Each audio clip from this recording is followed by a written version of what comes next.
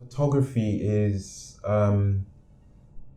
it's a big part of my life. It's my passion. It's what I love doing.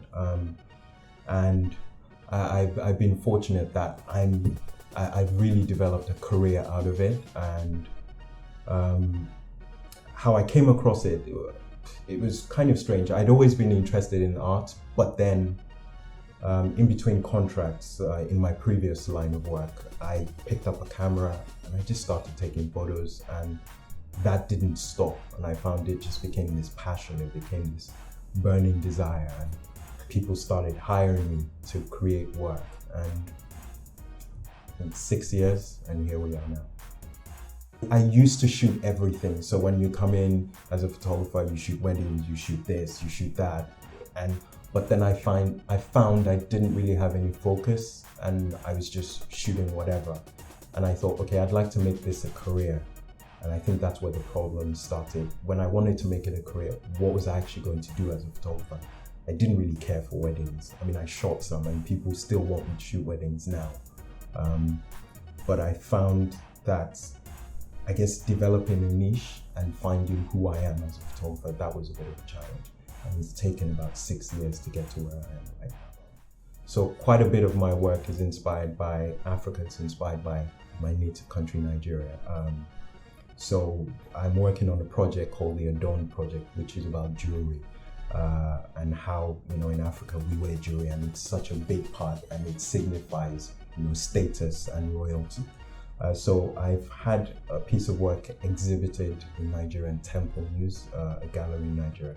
And I've just been signed with a new gallery in Nigeria called Relay, and that's a big part of my work.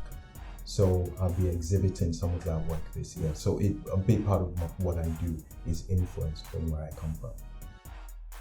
My parents didn't really promote my creative side, so it's more, you should be a doctor or a lawyer and that kind of thing. My bank balance from my previous career till now, they're not matching up. So, and I know it's a process. I think initially I wanted, fast. I wanted to make work and the work to be appreciated and people pay me bucket loads of money for it. But that's a steady progressing thing. And I'm fine to go on that journey, because the most important thing for me is I'm doing what I love and there's a purpose to it, as opposed to doing something I didn't love, working in a place 8 hours a day and just being miserable. As most Nigerians know, there would be, that's expected. I think there are very few parents who don't worry about their children and are not concerned that, okay, this is a career, it's not professional. It's not a lawyer or a doctor or an accountant. It's uncharted territory.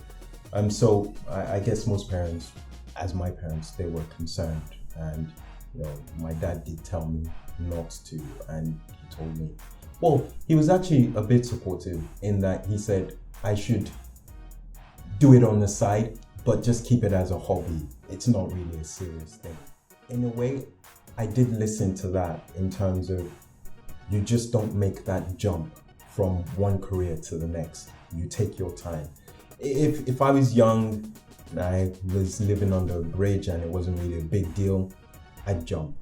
But I've got a family, I've got a mortgage, so that just doesn't flow like that. So I have to think about the people that I love and not make sure the bills are paid. So I still stayed in my previous career, and then I gradually moved.